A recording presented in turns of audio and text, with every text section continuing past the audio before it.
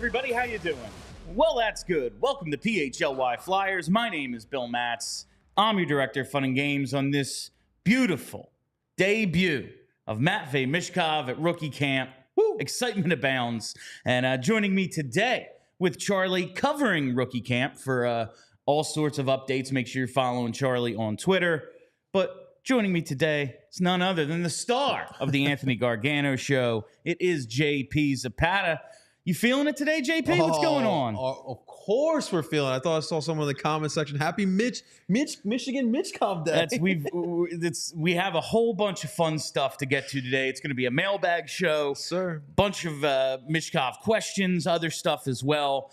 But we have to start with some of the fun stuff we've already seen today. The first thing I want to get to, it is official. So I'm very happy about this because the Friday rookie game is the game we gave away all the tickets to. Yeah. There's like 17 people joining us. It is official. Matvei Michkov will be suited up for the Flyers in the rookie game in Allentown at the PPL Center on Friday night. So we were right. He's going to be there. That is extremely exciting. We're all going to be together for the first time we see the Mad Russian in a Flyers uniform on the ice against those freaking New York Rangers. But I think before even this announcement was made, we were already... he's already turning heads, JP. He's already doing stuff out there. And listen, it's rookie camp. He's up against other rookies. It's not as if anyone is out there headhunting. Right. But he's on the ice. Dude. He's puck handling. He's making plays. We got our first Michigan attempt. Allegedly, here it is right here. Yeah, he got shut down. It was defended well. Looks like he got knocked off his stick by the defenseman. But apparently, all the coaches upstairs at the skate center, or the Flyers training center, whatever it is now, just the entire staff just looked and laughed at John Tortorella when he tried the Michigan for the first time. But we also saw him make a play down low to Jet Lachenko, just poke a puck free here. Yes. And Jet takes it to the net. Boom, buries it top shelf. Hopefully that is a dynamic duo for years to come. And just more of that dynamic skill we're seeing out of him. Just like a 2-on-1 drill. He's coming down. Just like nice little... defender playing it well. Looks like he's playing the pass. He still gets it over to him with a nice little spin move to draw the defender out. Gets a scoring chance there. So we are seeing it. This is real. This is happening. Thanks to everybody who tweeted these videos very much. Brian Jacobs' tweet was hilarious. It's too early to sign his goal. I know. It's very, very exciting here for all Flyers fans. Listen, I know we have played this little game of, all right, should we temper expectations? He's not going to be a superstar right away. Like, yeah, guys like Crosby and Ovechkin step right onto the ice, and they're monsters immediately. 100-point guys in their rookie years, like 52 goals for Ovi. Like, insanity. Yeah. Maybe not that. Probably not that. But you can see it just in the confidence he plays with, the risks he's willing to take, the plays that he sees, that we just haven't had anybody with this mind for the game mixed with the actual ability in a long time. Maybe he's Claude Giroux. Maybe he's better than Claude Giroux. But that's the only comparable in like 20 years. Right. Like we haven't had a dynamic, the potential for a dynamic player, and it is... There's no tempering expectations today. It's everyone on Twitter. Oh yeah, rookie game Friday, 2 goals and an assist. Why not? Like a hat trick. Why are we saying only 2 goals? Like it's exciting right now. Obviously, we have to see what Michkov turns out to be. But Bill, what he signifies is hope, and that is something that we haven't had in Flyers Nation in a minute here. And that's what he is. And it's funny because I was talking to our great producer Tyler Zulia, the producer of the John Mark Show, and of course the PHLY Philly Show. But like in my lifetime, obviously, like Ben Simmons had a lot of hype, Joel Embiid had a lot of hype, Carson Wentz had a lot of hype. But dude, I don't remember scrolling through Twitter, looking for those Michkov videos. I never did that with Wentz. I never did that with Simmons. I never did that with Embiid. But with Michkov, I'm searching for this. I'm yearning for more Michkov. That the fact that he's like this like foreign entity that you had to go out of your way. Like Carson Wentz is an interesting comparison because like I was pumped when they go from 13 to what, like 8 or 9, then all the way to 2, and then they draft. It's like, well, no, I didn't know North Dakota State's quarterback before it was like, that's who we're drafting. So then you start looking him up, and it was like, yeah, all right. And then they draft him, and now you find out about him. Like that hype wasn't. I think Ben Simmons is a great, like maybe hype. And like obviously didn't really work out here, so you don't want to. But just like the type of like the hyped kind of player, Devontae Smith, I guess, just because he comes off the Heisman. Like Jalen Hurts, star level college player, but it was like, what the hell is this? And it's a second round, like you didn't know. Yeah. Drafting a bad spot. Carson was already here. Before the draft, like Matvei Michkov, like Charlie and I, like Charlie was telling me they love this guy. Yeah. Like if he falls to them. And we found out, like, later on, they tried to trade up to 5 to get him, and it didn't matter because Montreal didn't take him at 5. And it was like they were just trying. They wanted him so bad, and they got, like, one of the most coveted players in that draft. It just seems like it's been a really long time. Like, even Nolan Patrick, it was like, oh, he's going to be good. Yeah. But this is kind of a weak draft, and then LOL, like 3 superstars go 3, 4, and 5. But Go figure. Like, it was like, Nolan Patrick. We were very excited. We were hyped. But it was like, don't expect franchise-changing guy here. He's just a very good player, maybe a 2C on, like an excellent 2C on a cup team. Mm-hmm. This is maybe Kirill Kaprizov, maybe Nikita Kucherov, a player good enough, if obviously you put the right pieces around him, a player potentially good enough to be the best player on a Stanley Cup winner. And we haven't had that in a long time. It's been, I mean, there's people out there who think Giroux was that guy. There's people who weren't. I don't care anymore. It's over. Matvei Michkov is here. I'm just saying we haven't had this level of excitement. And like even with Giroux, it's like we were looking forward to him. Right. But we didn't know who, like when they drafted him, Bobby Clark goes up and goes, oh, who are we taking? Like they forgot his name on the way to the podium. Like there was no, oh, and he's here and he's good. Cool. That's fun. But there was no like, oh my God, he's coming. This is the first time we've had that here with the hockey team in forever. And really it's been a while for anyone in this city. Like if this was an Eagle or a Sixer draft pick, this would be the biggest freaking deal in the city, even with like football season started, all that. Like this would be the biggest deal in the world right now. And listen, this is a great sports town, right? We all love the faces of our franchise, whether it be Jalen Hurts or Joel Embiid or Bryce Harper. And it's crazy that already this man hasn't even played one regular season game. A lot of people are putting him as the face of the Flyers. It is crazy with his impact already off the ice. And now we haven't even gotten to year 1 yet, technically. It's tremendous. Like we're talking about what is a glorified scrimmage on Friday at the AHL arena. We're talking scrimmage. Yeah, like it's a game, but like the rookies are on the ice for the first time today. Yeah. And they have a morning skate tomorrow, and then they go to Allentown and play. Like this is a glorified scrimmage at an AHL arena. An hour and a half away from the city. Yeah. And it's like, there's a real good chance they filled 10,000 people in that building. And it ain't, like, listen, I'm excited about Oliver Bonk. Yes. I'm excited about Samu Tuamala. I'm looking forward to seeing these guys.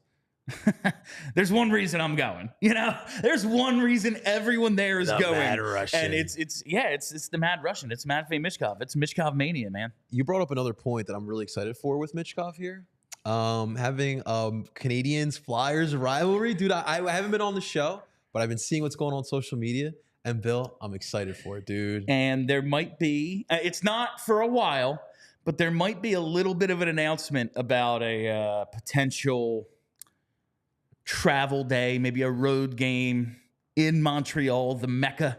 Might be coming up. So as I always say, allphly.com. Bookmark that events page. You never know when we might announce something like that. And I bet you're going to want to go to see that, perhaps. I'm not saying I haven't been told I'm allowed to talk about this yet, so I'm not talking about it. Shh. It's our secret. But perhaps that could be a thing that happens. But it's in like maybe April, so you got some time. They go there. It's like the third to last game of the season or something, I think. But just, God. We're building excitement today. And that's another announcement we have. Bryn just brought it up on the screen. This week is the end of the off-season schedule. Tomorrow's our last 1 o'clock show. RIP 1 p.m. starts. It's like an NFL game, this show. I know, man. I love the 1 p.m. starts. Now you're going to the America's Game of the Week. Yeah. Now we're moving to 4 o'clock starting Monday. So, set your DVRs. Just like I always say, hit that reminder bell on YouTube. Never miss a live show. The millennial stuff. But yeah, so and that's like the official, like the off season's over. Yes. The rookies are on the ice. Charlie's not here. He's at practice. He's going to be dropping his first practice notes video of the day. So make sure, again, you're subscribed so you see that one as soon as it drops. Because I bet Charlie's video does at least as many views as the main show today. Yeah, like for sure. He's in Michkov Mecca. Yeah. Like he's there. It's live People from the want to site. hear that. Yeah. So make sure you're following Charlie on Twitter, and you can see his video after practice. Hopefully at he's some wearing a point band today. T-shirt. I'm just saying for my I bet personal. you he's wearing a band shirt. No, he's at practice. He's in professional mode now, man. Come on. He's gonna have his jacket on. He's gonna have his collar on. Yeah, man. So it's an exciting time. It's a very exciting time to be a Flyers fan. But before we get into the mailbag, it's an exciting time here at PHLY as well. It's pretty cool, JP. It is, man. 1 year anniversary. One down, ready to We go. made it a year. So that's a lot longer than most startups say they can make it. They've made it. And I'm really happy with the things that have gone on here. We've had a lot of fun. There's a lot more fun coming. Like this first year was a building block. It was great, but it is simply just the beginning. Do you have a quick story about how you came about this show? Yeah. I did want to talk. So I'm intrigued too. It's last summer. It's got to be like late July, early August, maybe. And just in my backyard, chilling, hanging with the dog. Phone rings. It's like weird getting a call from Charlie at like this time. Like it's the off season. I don't know what he could possibly be calling me about. It's like, so kind of got this opportunity. He's like just telling me a little about it. He goes, and they told me it's going to be mostly podcast based. And I told them, well, in that case, we're going to need to bring Bill. I just want to know if that's something you'd be interested in. I was like, yeah, man. Like, I'm doing Broad Street hockey for a certain amount of money, which was very good for the time and for what it was. I'm scraping things together at WIP, doing production shifts, remote shifts, hosting overnights and holidays, and whenever people call out. Just like trying to make something happen here. And then all of a sudden, this gets dropped in my lap and It's perfect, it just happens. Like all of a sudden we're like at a lunch being basically pitched. It was like, it wasn't an interview. It was like them pitching us. I was like, oh, this is not something that I've ever experienced. They're just telling us more and more about what it's going to be and what the structure is and everything. And I'm like, this sounds like a daily Flyers show. Like this was the goal. Like this was the dream job, and it just kind of came together. And then a year ago, we did our first show. We were able to bring Kelly along with us. That was really cool. First couple of shows, we had Steph on as well.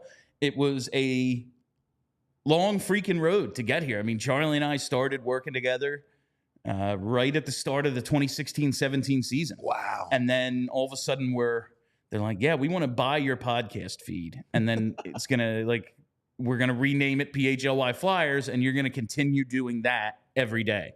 It's like, wow. Oh, so everything we did paid off. Awesome. Awesome. That's great. How did you get started? That's the best feeling ever, because very similar to me.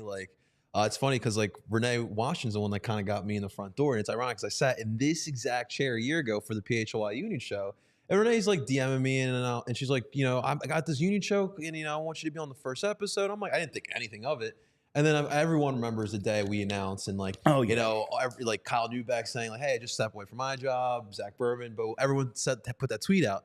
And then PHLY Sports comes out. And then at that point, when that announcement came out, I was like, I put two and two together. Renee wants me to hop on the PHLY Union show for episode 1 and knocked out of the park. We had a lot of fun in that first episode. And I told Vince, I was like, yo, anything I can do to be around, I'd love to be around. And he allowed me to hang out. And I got to meet Bill and Charlie. I'm very thankful for you guys as well for allowing me to be a part of this, because I've always loved hockey too. But It is crazy. A year has gone by, and we're dude, and we have bigger things coming too. Like the thing, people don't understand. It's just the beginning. That's what I like. Gargano's show didn't start right away. Right. All that happened, and then he had the delay. We just started John Marks 9 days ago. Yeah. Like, this is just very much the beginning. Yeah. And it's really freaking cool that everyone's been along with the ride for us, this year, and for me and Charlie well before that. And we're happy to be able to do this, and it just seems to be growing. So couldn't do it without you. Like I say all the time, thanks to the diehards, but thanks to everyone who listens every day, because I really like this job, and I don't want it to go anywhere. So please keep listening. No, we're kicking ass, though. Everyone's really excited about the future here.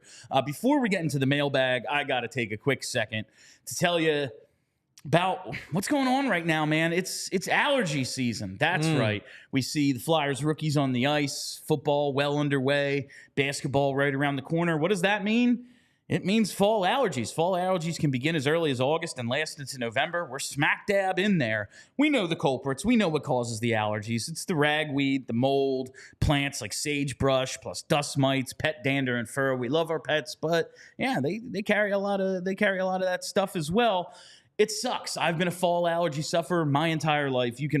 If you've been listening to us this whole time, you can probably tell the difference in my voice between like July and September. Like it's different. I get it. There are some things you can do to get relief during allergy season. First thing you got to do, sign up for Rite Aid Rewards emails at riteaid.com/rewards to receive email pollen alerts for your area. If pollen counts are high, man, maybe stay inside, maybe close those windows, run that AC, whatever you have to do to maybe alleviate some of those allergy symptoms. Go to your local Rite Aid, pick up a dehumidifier. Dust mites and mold thrive in humid environments. Dehumidifier takes the moisture out of the air so that these allergens can't grow. And if you're going to be outside gardening or doing what I've been doing the last couple weeks, getting those Halloween decorations up, maybe wear a mask, wear some gloves out there, keep some of that pollen, all those allergens off of you. But if that's not enough relief, there are always over-the-counter options as well. You can try a nasal rinse to flush out your nasal passages. You can pick up antihistamines like Rite Aid brand or brand name Claritin, or Rite Aid brand or brand name Zyrtec. There's also nasal corticosteroids like Flonase and Nasacort. Still not enough relief? Ask a Rite Aid pharmacist if a different type of allergy medication like a decongestant might be necessary. You can always ask your Rite Aid pharmacist for recommendations on way to get relief during allergy season. And while we're here, talking about working outside, man, it's a lot of us think, oh, yeah, I can do that. It's no problem. Little household projects, some plumbing, heating, AC, whatever. And then it's like, oh, yeah, I'm not as good as the guy in this YouTube video. Like, I'm just not as smart as him. Well, that's where you got to just turn to your friends at Ace Hardware Home Services. You got a leaky pipe? At Ace Hardware Home Services, they're around the block with everything you need to fix it, including the person to do the fixing. Got AC issues like I did a few weeks ago? They've got a person for that. And maybe you have a faucet you said you'd fix last fall, looked into it. It was like, it's a little more complicated than I thought it was going to be. Well, they've got a person for that too, because now Ace isn't just the helpful hardware folks. They're also the helpful home services and repair folks. From plumbing to heating and cooling, we've got the trusted pros to keep your home humming all year long. Ace Hardware Home Services, we're bringing helpful home, the helpful you love, from the store now to your front door. Visit Ace Hardware Home Services online at acehardwarehomeservices.com to get you started on your next project. All right, let's get into it here. The mailbag of today. We need like a theme song for the mailbag. Final off-season mailbag. Charlie hates mailbags, so whenever he's not here, I do them because I love them. I like knowing what people want me to talk about. I don't always know. So let's see what people want. The first one, and I had to get this one in first, from Chasin the Puck. What are you proud of in year one at PHLY? I go back to when I was hired, brought in, started seeing all the other names. I was like, yeah. Like, everyone knows what I think of Charlie and his writing and his analysis. Like, I think he's the best X's and O's guy. I think he's one of the best writers in town in any sport. And then you look, like, you mentioned the names, man. Zach Berman, Kyle Newt, like all these dudes. It's like, Yeah, I'm with them. All right. Sounds great to me, man. So I was just very proud that like I was in consideration for this. And since then, just growing the show and proud of like the progress you've made from being on the Union show and being a fill-in, and just you worked so hard to get caught up to be on post game with me, and now you're the freaking star of the Anthony Gargano show. You got a better time slot than I do now. Like I'm proud of all that. Like we brought in Bryn to be our producer, best, and the show has improved exponentially since then. Yeah, it's been great. So I'm just proud of everyone I get to work with. Honestly, it's really freaking cool. Yeah, I really appreciate those kind words. Pretty much that. Like, obviously, like coming in, my background was major Union, but I also did a lot of Philly sports talk. But like the in-depth stuff, something I've always wanted to improve upon, and like being able to be with these big names, like you talked about, being able to pick their brains. And so, like throughout all this, like even working with a lot of, I told you, like I used to listen to Broad Street Hockey. Like I used to drive my now wife, my girlfriend then, just take her to work, would pop on Broad Street Hockey. And so like being able to, all these personalities that I kind of grew up and kind of like, wanted to emulate my game towards, but even learning from them what I did, I still made sure to be myself. And I'm very proud that I was able to learn and grow, but still be JP. And that's what I'm really proud of there. That's outstanding. Love it. All right. Now let's get into the first like 4 or 5 questions I think are about Michkov. We'll lead it off with our guy, Devon. Will Michkov have more goals or assists, or do you think an even split? My gut tells me goals. He's a goal scorer. That seems his instinct is to take the puck to the net. Like that's what he does.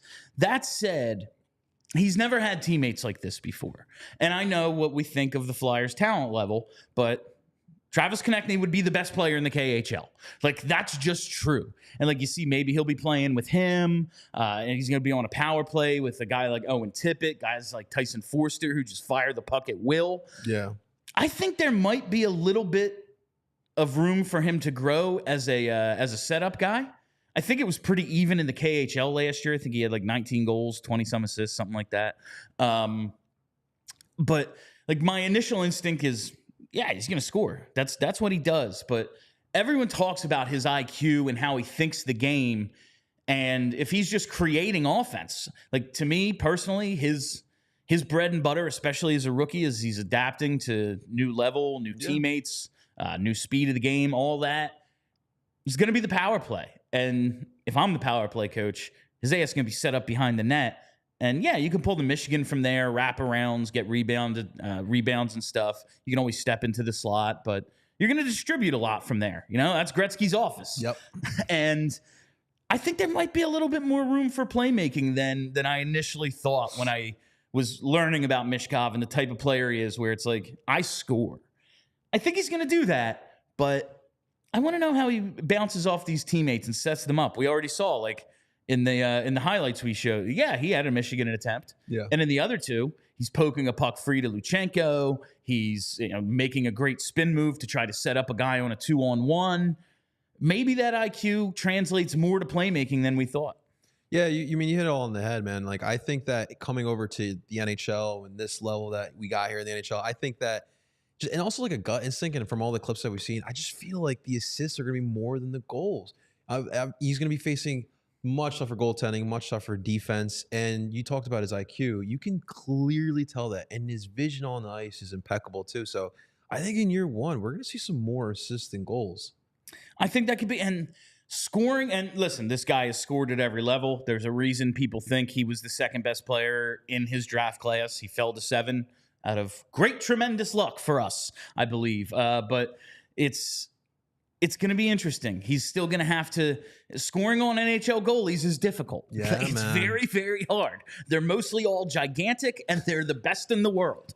Maybe it takes him a little longer to figure that out, but I bet you the goal scoring comes around too. But I wonder if he's going to be more of a distributor early on, as he acclimates to his team. Also keep in mind, like, what line does he play with, right? Like, we're all probably anticipating Coots and Forster possibly on that line. And obviously, those guys, Forster, I have high hopes for, man. I'm expecting him to score some goals this year. And We don't know what we're going to get with Coots, but it does feel like with his IQ, he could definitely set both of those up for some goal scoring. Like both of those guys, it's not as if Sean Couturier is a goal scorer, Right. but he showed an ability to put 30 in the net a couple of times, just getting to the slot for Claude Giroux. And For sure. if Michkov can think the game like Giroux, and all indications are that he can score some goals there. And we know what kind of shot Forster has. So if those are his types of line mates, now if he's playing more with Morgan Frost, who's more of a distributor, it's going to be probably a lot of give and goes. And he's going to be the one taking the puck to the net because that's not necessarily Frost's game. So it might just depend on who he plays with more than anything. I'm curious what his mindset is in year one, too. Like, obviously, like, yeah, you're adjusting in the NHL, but what's the mindset out on the ice still? Like, are you looking to score? Are you looking to create for others? Like, what is your mindset in year one? Yeah, it seems like this dude just is goals, assists. He just wants to win. Like that hockey. has been, like he just wants to win more than anything. So I don't think it's going to be, oh yeah, man, he's a great end-to-end player, but he doesn't use his teammates. He's selfish with the puck. I don't think it's going to be like that. But I don't think it's going to be like, sometimes we beg G to shoot a little more. I remember Peter Forsberg, we're like, yes, it is great that Simone Gagne scored 47 goals or whatever it was, but like, I don't know, man, scored 30 instead of 20. Like, you had some opportunities to shoot still. Like, I don't think it's going to be either of those. I think his IQ and his willingness to just try to dominate early, it's going to be really, really fun to watch. Speaking of which, did you know Forsberg has a cocktail here in the city? Does he? Yeah. I did not see She it. was telling us there's a bar here that serves a Forsberg. Really? Yeah, we'll have to get the deets from him, man. We're going to have to find that out. I want some of that. It's not a shot. We know that about Peter Forsberg. It's going to be a nice little setup drink. Maybe a chaser, something like that. That's good. All right. We go to our old friends Franzke in LA, one of the best follows on all of Twitter. Will Michkov's first NHL goal be on the same night as a Phillies playoff win? And my initial reaction to this was just like, yeah, hell yeah. Of course. Sure. But you actually have the playoff schedule. Right. Do you have the Flyers schedule? Yeah, I do have the Flyers schedule. So now, obviously, we don't know if the Phillies will stay at the 1 seed, but we're hoping and expecting that they will stay there. So in my mind, they're already the 1 seed. I love that. So the first game for the Phillies would be on October 6th. That would be game 1. All right. Game 2 would be on October 7th. Now, if we go to a game 3, that'll be on October 9th. And then, of course, game 4, the 10th. And then if there's a game 5, it'll be on the 11th. The 11th is the Flyers opener, 10 o'clock puck drop in Vancouver. So, man, I really hope. That's the thing is I hope his first goal is in the opener. I really hope, though, that, 1, the Phils get the bye, and 2, the first series doesn't go 5. Right. So while my initial reaction is hell yeah, I kind of hope not. Yeah, right. That's true. Because I want the first goal to be on the 11th in Vancouver, and I don't want a game 5. I would just much prefer the Phillies win it in 3. That would be a lot more. That would be a lot cooler. I mean, Michkov's starting off the season hot, right? Maybe like a couple assists in the goal. Man, I know. We've been sitting here like, listen, it's going to take some time. He might not dominate right away. But I just see him, like, I see a couple Twitter videos, and I'm like, getting the tattoo. Honey, not making the car payment this month, buying every jersey available. Like, just fired the hell up, man. So, yeah, right now, today, I'm saying he has 3 goals in his first 2 games. Like that's, maybe round 2 starts Saturday the 12th, and he gets off to a slow start, and he scores his first goal in game 2. Man, if he scores a hattie in Vancouver, this city is gonna go insane. We're gonna have a parade down Broad Street. We might, like, the beginning of that post game is going to be me leading a parade around in here. We're not doing the dog mask this year. We're gonna do a parade every game. Like that's what we're doing. Bill, we got to come up with something other than the dog mask this year too, because I don't like that thing. Yeah, it's weird in there. It's hard to breathe. I realize this is like a YouTube. This is a TV studio. And these lights are very warm, and a lot of times during Flyers games, I'm chilling with an ice cold Coors Light. You get a couple beers in you. You're under these lights. It's warm. That's a rubber mask. That is for sure. We got to come up with something other than the dog mask this year. Speaking of which, NHL, you couldn't do us any favor. Us to start off the season on a West Coast trip? Come on. While it's annoying and it seems like they always start the season on the road and they go out west, I did hear someone say the players actually like it. Oh, really? Because it gets one of these trips out of the way. And, like, it is a hard trip. Yeah. Like, you go out there, it's 3 time zones away, you're on the road, but everyone's, like, healthy.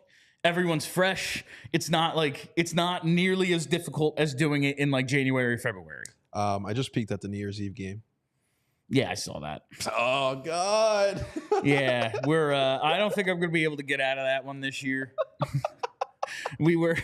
Charlie and I weaseled our way out of the New Year's game last year, but it's an 8:00 start in San Jose, so it's not the 10. That's great, dude. Like last year, I think it was like a 9 or 10 o'clock start, and I was like, no, the ball is going to be dropping as the game I'm not doing it. But 8:00 start this year, like I think we probably have to.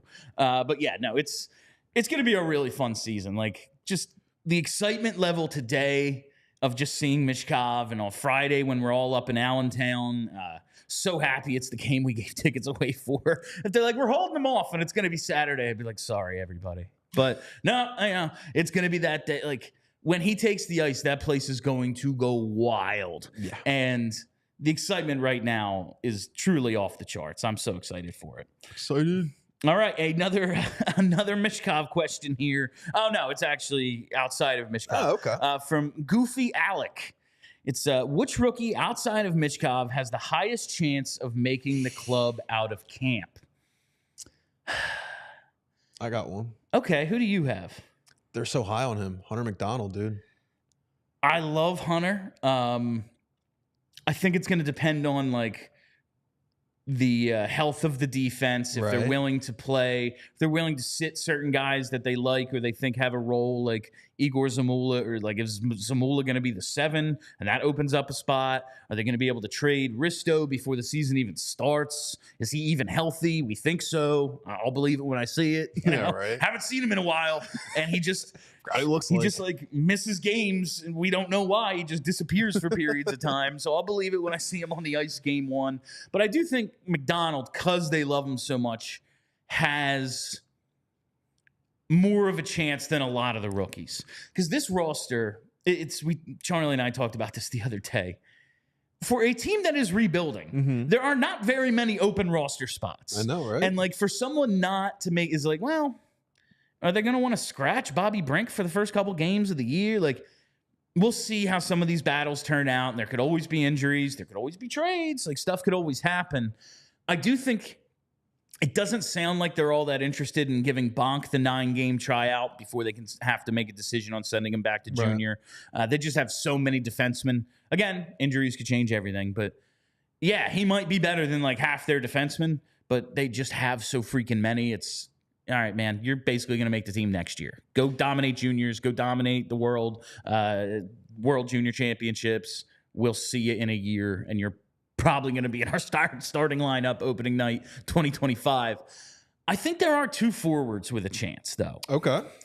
We talked about this a little yesterday. Massimo Rizzo. I was looking at just him. because he's a center. He's like 22, 23 years old. He's a grown-ass man. Like, he is what he is now. There's not a ton of, like, development that needs to be done. Physical development, he's done. Like, this is it. He's grown up. He could probably hold his own. It's a position of need. They like him a lot. I think he has a little bit of a chance. And I am not ruling out the possibility of at least the 9-game tryout for Jet Luchenko. Again, center is a position of need, and you just excited, Bill. You look at the centers. It's like, all right, Sean Couturier, we have no idea what he is. Right. Just got to wait and see on him. And then it's Morgan Frost. The coach just doesn't like him very much. Like, he sits him all the time. And then after that, like, Scott Lawton, all right, he's a wing, he's a center, whatever. Ryan Poehling, is he the 3C? Is he the 4C? You liked Luchenko enough to kind of go off the board a little bit to draft him over some really high consensus picks like Zeev Bouillon. maybe you give him a look because he is bigger than you think. Like you say, oh, like he just turned 18 like 2 weeks ago. He's like a 17-year-old speedster. Like he's must about be Matvei's size. Yeah, like he's not small. He's 6 foot, 188 pounds. 6 foot. He's a couple, if not 3 or 4 inches bigger than Matvei, and 180, 190. That's basically average NHL size at this point. I'm not ruling out the possibility Luchenko at least gets to try out. Now, probably unlikely, but it would be fun. It would be a whole lot of fun. It would be fun. Back to the defenseman. I am intrigued about Emil Andre because of the expectations we had for him in the past. Like you said, defenseman, that room, man, it is tight. But I'm curious to see how he performs here. Yeah, I think I saw a quote on Twitter. It might have been on Charlie's, if not, sorry. But it was like Ian LaPerriere just talking about where he saw Andre at the end of the year and coming into camp. Like, oh, he's faster. Like, it looks like he lost some weight but put on muscle. He just looks faster, and that was speed of the game. That was a lot decision making, but like just being able to get to the corner first and get the puck gives you more time to make a decision. Like, he made the team out of camp last year. They told us we don't think he's ready. He just does something that none of our other guys kind of do. Now with Jamie Drysdale maybe filling that role, maybe there's less of a rush on Andre than there was last year, but who knows how healthy Jamie Drysdale is, like, and how long he stays healthy. That's a major concern for this guy as they try to basically start his development process all over again. So I do think we could see some Andre, if not out of camp. Maybe he's the first defenseman called up. He does have 4 games, I think, of NHL experience. The coach likes him. Yeah. He's one of the guys with a chance to be in orange and black sooner than later, I think. Yeah, and a couple guys I kind of forgot about, like Elliot Denoye is in here as a wisdom. It's funny seeing some of these names in here, man. It is, yeah, and like that we talked about, and we'll have a question a little later that I think those guys might be an answer to. Let's go to Jason Gianquinto.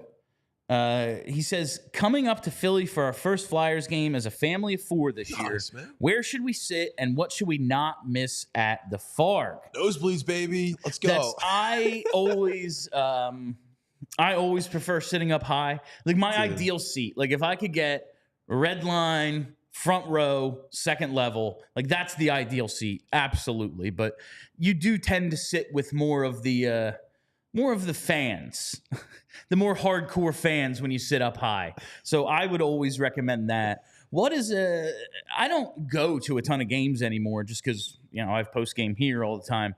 How often, I guess you do too, but how often, like, is there anything that you think is can't miss at the Wells Fargo Center?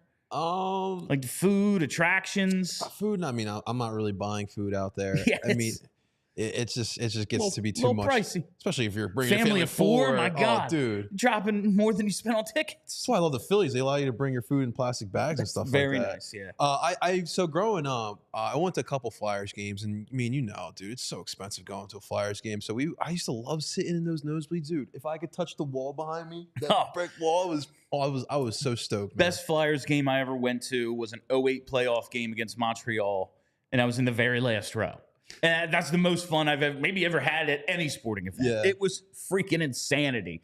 So I will always highly recommend sitting up there. And for hockey, like the view doesn't get any better than that. No, seeing the whole ice, like family of 4, maybe it's a young family. You want to maybe help explain the game a little bit to them. It's a lot easier to see everything up high than it is down low. But that's what I always say, man. Kids want to sit down low.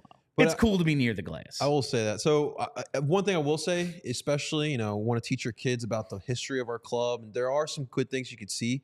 It's funny because for this concert, at the Wells Fargo Center, this is a Colombian artist that I went to the concert for. And I'm literally standing at the hat trick little thing that they have, the glass thing with all the hats that they have in there. And I'm like reading all the hat tricks. They've redone the hat trick thing a little bit, and it's cool because like the glass case that they had forever, right? It's like, well, it's full. What happens next? And it seems like they've kind of redone it a little bit, so it like makes more sense, and you can actually add to it now. But yeah, I would. And you have kids. The thing you can't miss is Gritty, right? Oh, of course. Like you gotta go down the Gritty's corner, or see him in the concourse, whatever it is. It's like the Fanatic, man. Yeah, that's one of the draws for kids. Play some bubble hockey too, man. Oh, got to play some bubble hockey. That's the best. Be bro. like Matvei, play bubble hockey. We need that on a t-shirt. Yeah. All right. Before we get to the rest of these questions, I got to take just a quick second here, tell you about one of my favorite advertisers here at PHLY. That's right. It's our friends at Shady Rays. You might be going, Bill, you have a Shady Rays read. Where are your sunglasses? Well, guess what? My wife doesn't like polarized sunglasses, doesn't like wearing them. They mess with her eyes. Okay. She forgot her sunglasses today. I met her before the show. She was going home. She's like, oh, do you have another pair? I was like, just take the ones I'm wearing. Fine. She puts them on, goes, oh, these are nice. I like these. Go, polarized. Shady Rays. That's where they are. My wife, who hates other polarized sunglasses, is wearing them right now. You got to get ready for the season ahead with quality shades built to last. And our friends at Shady Rays have you covered with premium polarized shades that won't break the bank. Shady Rays is an independent sunglasses company offering a world-class product rated 5 stars by over 300,000 people. Their shades have durable frames and crystal clear optics, making them the perfect choice for all outdoor adventures. And they have hundreds of options to choose from, so you're bound to find the perfect pair to match your style. Plus, if your shades ever go missing or take an unexpected hit, don't sweat it.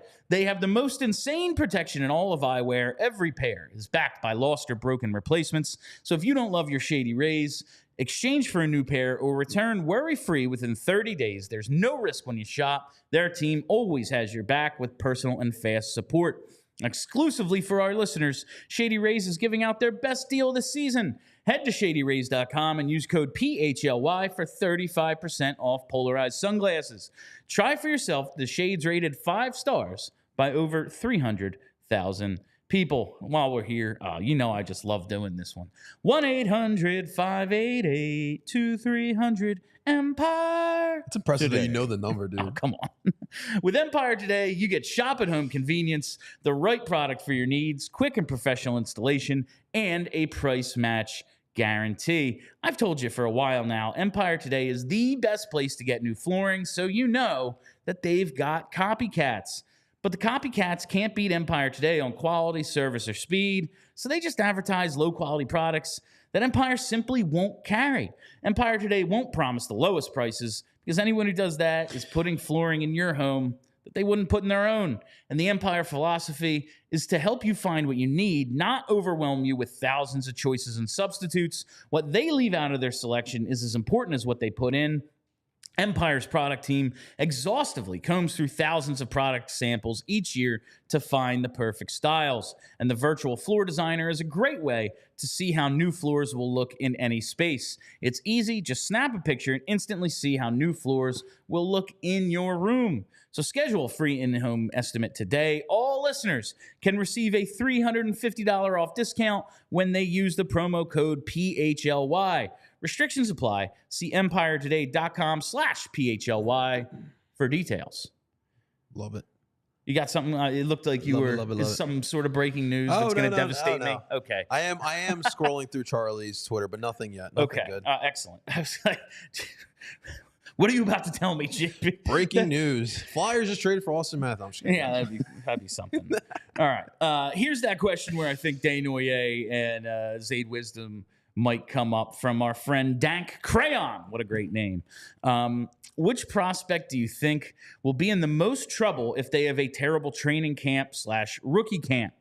And I think those two guys are really looking to reestablish themselves as any part of this organizational future after, I mean, it's been a rough go for Zayd Wisdom for a couple years now. Yeah, injuries too, right? Yeah, he had that awesome start to his first AHL season when he was an underager. And the OHL wasn't playing, so he was allowed to play in the American League. Scored 10 goals, was looking real good. He's had a lot of trouble since then, had some injuries, played some time in the ECHL. He's really looking to reestablish himself. And Elliot Desnoyers a couple of years ago was like, yeah, maybe he's a wing, maybe he's a center, but there's a spot for him in this bottom six somewhere. He just looks like one of these utility players. 23 goals as a rookie for the Phantoms, 9 last year. Saw that, just man. took a huge dip. He's a guy, I think, it's like, yeah, man, how long? We're 6 picks in the top, maybe like 45 or 50 in this next draft. how many spots are going to be available for a guy like Desnoyers when it's, yeah, man, all you are is organizational depth at this point. He really has to reestablish himself. Yeah, Desnoyers was here like throwing some of the bad Flyers teams, like 22. I think, was he throwing 23? I think he got a look then, yeah. A little bit. Yeah, dude, it's going to be tough for both those guys to kind of reestablish themselves, but it'll be interesting to see how they kind of, especially with some, you got to think that seeing Michkov play out there, it's got to inspire some people, no? It's that place, like last night, Flyers training facilities, Twitter put out like doors are going to be open 10:30 a.m. Like it's going to be like, I bet you that place is packed today. That has to just inspire. It's like, I want to be a part of this. Right. Like dude. that has to really wake some guys up. To if you're on that bubble, if you're, we're not sure if you're going to get a next contract. We're not sure how much of a part of this you're going to be. Like this needs to be the wake up call. Listen, I know things have been rough the last few years at the NHL level. I know the Phantoms haven't exactly been great, but this organization is going to be on the upswing at some point soon. Do you want to be here or not? It's time for some of these dudes to really prove that they want to be here. Now, hypothetically, can Andre survive a bad camp? I think they're high enough on his skill set, and there's enough like buffer room. Like they're not counting on him right now.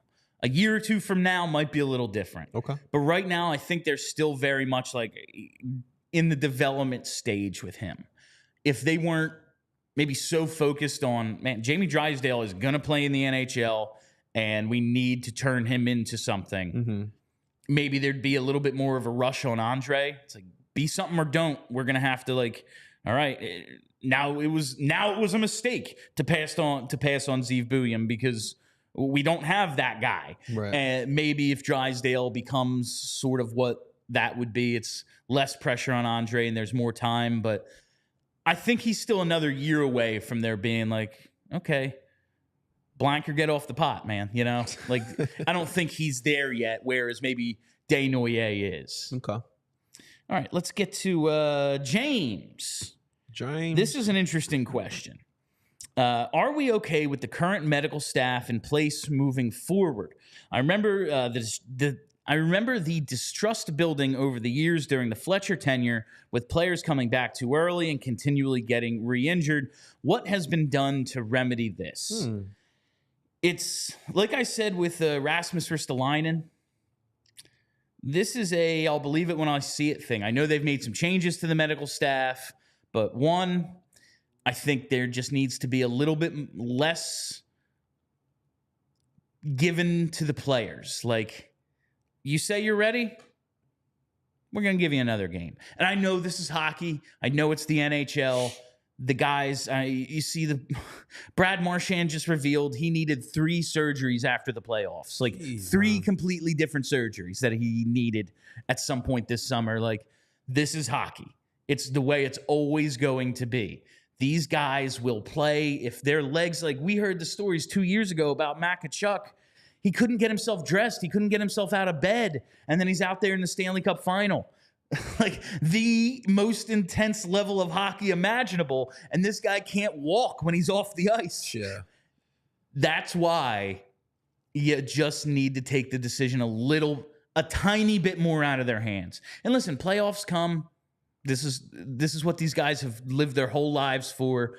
They are willing to be like, yeah, man, I'll shave a couple years off the end if I get to lift the cup. And that's their decision. Absolutely. But it's like, yeah, my back still hurts. It's December. All right, man, take 2 games off. Like, it's okay. Take the decision a little bit out of their hands. I know they've made some changes to the medical staff, but I'll believe that things are better than they were when I see that be the case. I mean, hockey players are the toughest SOBs that there are. They're insane. They're literally insane people. So you can't let them make every decision. I know. Like at a certain point, like you can't tell if a guy has a concussion. Hey man, you dizzy? You seeing straight? Everything cool? Yes. All right, then you're cleared. Like it's crazy. Like there's only so much you can do. So like the players maybe need to be a little bit more forthright, but they're not gonna be. So you got to take the decisions out of their hands a little bit. Like this Ristolainen situation, it's one of those things. Like I know it sucks. To start last season, it was like, where is he? I don't know. And then he just disappeared. Like, how bad is it? And then we didn't see him again. Yeah. Like, I don't know. They're telling us Sean Couturier last year, like, the coach made a point last year to be like, no, Sean is a healthy scratch. And then he had an off-season surgery. It's like, he wasn't healthy. I know it's like he's hockey healthy. Like, he can play, so he's healthy. But no, he isn't. And, like, the entire thing could have been different if they just told us he's a little banged up, so we're giving him a night off. Like, the whole situation could have been so much different. And, like, I don't know. Injuries are just going to be the most frustrating thing always in hockey. I don't know if this is a Flyers-only problem. We're just so hyper-focused on the Flyers that, like, oh, this is a Flyers. Maybe this is just an NHL problem, and it kind of is. But there is a weird trend of guys disappearing, and then I don't know. Where'd he go? He's on Ellis Island. And like, we had to bring over Ryan out. Exactly. He played 4 or 6 games, never saw him again. Like, he can't skate. Retired 94, baby. I don't know. But not only do these hockey players have a high tolerance for pain, they're competitors. And like taking it back to Philly sports, like a couple of weeks ago, people were like, Bryce Harper doesn't look right. You tell Bryce Harper to sit out a couple games. Go ahead, try. And that's with that issue, it's like, well, he runs the team, so we can't. Right? I was just talking to Jamie before the show. I was like, I know the Mets are now in like second place, maybe all right, but say we beat them, we win the series, it's pretty much wrapped up. Can he just take 10 days off? Just like go sit in an ice bath for 10 days, man. Like, we need you. And he won't. And that's kind of the same issue. Like, they're going to play. And so that you need to take the decision a little. The Flyers don't have a Bryce Harper. Maybe Matvei Michkov is that guy. But there ain't no one in that locker room where it's like, well, he runs the team. So, no, he doesn't. No one's that good. This team stinks. Like, haven't made the playoffs since the bubble. Like, there's no one good enough to tell me what, like, no, you don't get to make the decision, man. That's facts, so man. Maybe, I don't know. It's probably just always going to be an issue because that's hockey. But they're always going to be like that, man. Hopefully, they could just get some injury luck at some point where it's like, the guy's he broke a finger. He's going to be out 2 weeks, and not like, oh, he's got some undiagnosable injury and maybe his career's over. Like, that seems to happen way too much. Dude, hockey injury reports are the best. Oh, he's out with an upper body injury. What part of his upper body? Upper body injury. I just want to know, like, is the wrist considered upper or lower body? You're right, because that can be lower body. It's below your waist, like when your arms are down. It's the insane, biggest dude. bunch of BS. Like, if that there's like no hold for gambling in hockey, especially compared to like the NFL, right. NBA. If anyone was willing to put big money on hockey, injury reporting would change overnight. Literally, dude. Literally. But since it isn't, it's just like, man, this is the way things are. All right, let's. K-Red, real quick. TK had a body injury early. Yeah, it was just body and like he's hurt. Like, all right, what does that mean? That's good, dude. It's the most annoying thing. All right, let's try to get a couple more in here from Chance, not the rapper. Another great name. Yeah. Now that Kolosov is most likely not going to report, if Fedotov isn't good enough to be a trustworthy backup this year, how long will it take the Flyers to pivot to a new goalie plan, or do you think they'll ride it out the 2 years of Ersson Fedotov? I think they're willing to ride it out this year. Okay. Because your worst case scenario, like let's say Fedotov just isn't an NHL goalie. Okay. And Ersson is not able to carry the load. We saw last year once it was, you play every night. So he's not the same guy. If the goalies just aren't good, your worst case scenario is we get that top 5 pick that we so desperately want anyway. Mm-hmm. Like, that could be bad goaltending is the easiest way to tank. Even with a team that you look at this forward core, and if Michkov is real good, it's like forwards aren't bad. They need some centers, but the forwards are pretty good. And you look at the defense and go, it's not nearly as bad as we thought it was going to be. It could, like, I know Sean Walker's gone and everything, but I thought the defense was going to be one of the worst groups ever assembled last year, and they were fine. Fine. Jamie Drysdale's good. It's an okay team. But if your goalies just stink, it doesn't matter. You're going to lose a ton of games. Yeah, literally. And in that scenario, all right, top 5 pick. Just look at the Devils. Could be a lot worse. Exactly. Like the Devils picked, 9 or 10 this year? It's like people were picking them to go to the conference final, go to the cup. It's like, yeah, their goalies were real bad. They had a couple injuries and top 10 pick. There you go. That could very well be what happens to the Flyers this year. I do think they're willing to ride it out for this year, but I'd be interested to then see what happens next summer. The fun answer might be able to offer sheet Ottinger or Shesterkin. Now, chances are they signed huge extensions and you never get that chance. Right. But as of right now, It'll be fun. it's a possibility for next year, next summer, and that's fun.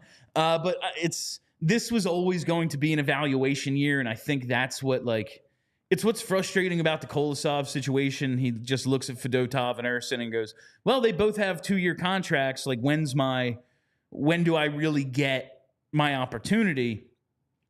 And I think next summer, next training camp was going to be, unless Ersson runs away with it, unless Fedotov is like, oh, he's the new Czechmanic. He's a 29-year-old rookie and he's awesome. Unless that were to happen, I'm pretty sure next training camp it would be like, we have 3 guys, someone win the job. Yeah. And that would have been his opportunity, not to mention injuries this year. Flyers goalies tend to get hurt. That's it happens a lot. He would have got that chance. But since he's not here, I think this was always going to be, we're going to evaluate Ersson, and we're going to evaluate Fedotov this year, and then we come up with a new plan if we need one next summer. There's some similarities with this situation to the Bob situation back in the early 2010s. A little bit. It could just be open. Who the hell were the goalies going into 2010-11? It's like Brian Boucher was here. Who was going to be, oh, yeah, well, Bob won the job. Kolosov could have very much had that opportunity, I think, next season. But we'll see how that, he could always, he's still under contract. Right. Flyers are going to try to maintain his rights, in perpetuity. So maybe next year, I don't know. All right, so the other question is, do we need one of these guys to hit, at least be one of the 1A, 1B goalies? Unless, if Michkov is great right away, okay, then I think you have to try to put something together to almost sort of go for it the next 2 years of his entry-level contract, because then, you're 4 years from now, you're paying him $10 million. That's going to happen. Yep. And that's a great problem to have. You have a superstar. That problem's solved. So maybe in that case, they'd be willing to go out and spend on a goalie. I agree, man. Otherwise, you kind of need one of these guys to hit, because no idea how far away Zavragan is. Bjarnason, it's we think he's got the skills to turn into a goalie, but he's never been awesome at any level. Just kind of what we think we can turn him into. I think it's Ersson or wait on Zavragan and get someone in between. Okay. You're right, dude. If we can win while Michkov's on that rookie deal, you've seen the past couple Stanley Cups. Guys, you need depth. And if you can have Michkov on that rookie deal, it'd be huge. All right. Before we get the last question in, I'm going to thank all of our diehards for joining us and all of our subscribers. We couldn't do what we do here at PHLY without our diehards. And, man, a whole bunch of diehards just for being members got tickets to that Friday game, and it's going to be Michkov's debut. Just one of the many benefits of being a PHLY diehard. Be a diehard. All right. Where do we want to go for the late? Let's just do Jay Hockey Fans question. I love Jay. What unexpected trade could become a reality this season? And that's bouncing off of the last question in terms of unexpected. Maybe if both goalies stink, they trade for a goalie. I think that would probably be more of an off-season thing, and you look at that, or maybe a trade deadline thing. This Swayman situation hasn't worked itself out in Boston yet. Right. Allmark hasn't signed an extension in Ottawa yet. I mentioned the 2 RFAs who are coming up at the end of this year. Now, you're never getting Shesterkin Ottinger. That's probably not happening, but it's fun to say. Maybe NHL 26, I think 25. the unexpected thing might be trading for a goalie on an expiring contract and then signing him to an extension. I think that would be the most unexpected thing. That's maybe a possibility, but I doubt it. But he is for unexpected. What about the center position? What if Coots is not Coots again? Hopefully Luchenko is a year away. Yeah. Like, hopefully then it's like, yeah, he's on the team next year. So I was thinking in terms of maybe Morgan Frost on his way out. This is his contract year. You're going to have to sign him at the end of this season. He's an RFA, but you still have to give him a contract. If the team's just not sold that he's a top 6 player, like, what do you pay him? Why keep him around then? And if Jet Luchenko, maybe he gets the 9-game tryout, maybe he doesn't, but he kills it in juniors. He has a great World Junior Champions. Like, all right, he's your that's your replacement then for Morgan Frost. Maybe he's on his way out. Beyond that, like, I don't think anyone would be shocked if Joel Farabee got traded. Like, we've heard that a bunch. Right. I would be shocked if they traded Scott Lawton now. Really? I think he's a Flyer for life. I think that ship has come and gone, and now Scott Lawton is going to play as many games in a Flyers uniform as Bobby Clark. Like, that's what, like, he is going to be Mr. Flyer forever. That is what I see happening. Because if you're going to trade him, you would have already. I think they believe so much in his intangibles that he's here forever. It would be interesting until a team comes in to the Flyers for Scott Lawton with an offer that they can't refuse. And maybe that happens. Maybe Toronto thinks they're one more grinder away from a Stanley Cup, and this is finally the year. But Chiefs over there who now? the hell knows? I did see, I think it was in the hockey news, I can't remember, but like Buffalo still kind of likes Lawton. They have some guys that they think, like, they have some prospects. They have some young roster guys that maybe they're not totally sold on. Maybe Buffalo or Toronto, the teams that have been rumored to be in on Lawton for like 3 years. But again, it's been like 2-3 years. Hasn't happened. So I'll believe it. That's another believe it when I'll see it thing. Lawton is a Flyer for life until the day they trade him. Not for nothing, but Buffalo could really use a player like Scott Lawton on that team, man. They think that, I think. And that's why they like him. But, what are you waiting they could for? use a lot of things. That Buffalo team, they're just a poorly run organization. The 10-year rebuild, man. All right, let's hit the super chats. All right, just one super chat today from that name I can never pronounce. Warborogol. Waborogol. I like that. Odds on Torch benching Michkov in the home opener. He would get fired. I honestly believe that would lead to him getting fired. Dude. I've said all along, if you're going to play your games with Michkov, which he will at some point because he's John Tortorella and he needs to establish his dominance. He's got to pee on every fire hydrant. Do it on the road. Like, please do it. I really don't want to be. I took my family. Like, this dude is talking about taking his family of 4 to a game. It's going to cost him like a week's pay. You know, and if that's the night Michkov does it, is like, you have one draw. That would suck, you have dude. one guy everyone is there to see. Play your games on the road. Please play your games with him on the road. But if it was the home opener, I'm not advocating this. I'm just telling you what would happen. Yeah. People would be throwing stuff on the ice. You would have a Guns N' Roses level Wells Fargo Center riot on your hands. Like, people, I remember the bracelets? I went to the bracelets. I went to a game right after that Guns N' Roses riot when they didn't show up. And my buddy was just like, my seat's missing. like we had like the end of the row. And it's like, there's just no seat here. They had to like bring him a folding chair. It's like, that's the kind of nonsense we'll be dealing with if you bench him in the home opener. There will be very, very unhappy. They could win the game 9-0. There will be 20,000 unhappy people. Yeah, dude, seriously. But it does feel like and that's I know we joke. I don't think that's going to happen. No. Like, that is not going to happen. And if it did, he'd get fired. Like, that would be a fireable offense. Besides the Michigan, Michkov does seem like he does play a style that Torts can appreciate. I think they are going to get along a lot better than him and Morgan, than people think. Oh, considerably more than Morgan. Like, the thing he wanted to draw out of Morgan Frost, like, that's when he got his best run of play with Torts, is when he went in and argued with him. Yeah. And that's, I think, what he was trying to draw out of Morgan Frost for 2 years. And he finally did it. We always joke, like, he went in and took his shirt off and yelled at him, and it was like, okay, you're the 1C now. Congratulations, we finally did it. It seems as if voicing his opinion and desire to win and desire to play are not issues that Matvei Michkov will have. Right. Like, that's very much part of his personality. Like, no, damn it, I'm the best. Put me out there. And that's what Torts wants to hear. Yeah. I think they're going to get along a lot better than some people suspect. Torch just wants some cojones. Nothing wrong with that. He wants people like him. Yes. That's what he wants. Even if you're telling him, like, giving him the finger and yelling F you, like, he's like, great. Like, great, awesome. Like, you're my captain now. Like, all right.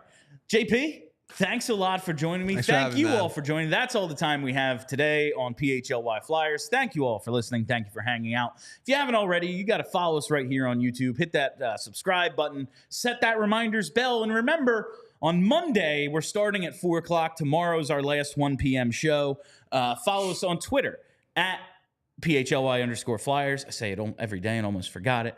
And follow the podcast wherever you get those. Just search PHLY Flyers. That's it. My name is Bill Matz. That's JP Zapata. Hope to see you all at the game on Friday. Stay loose and sexy, Philly.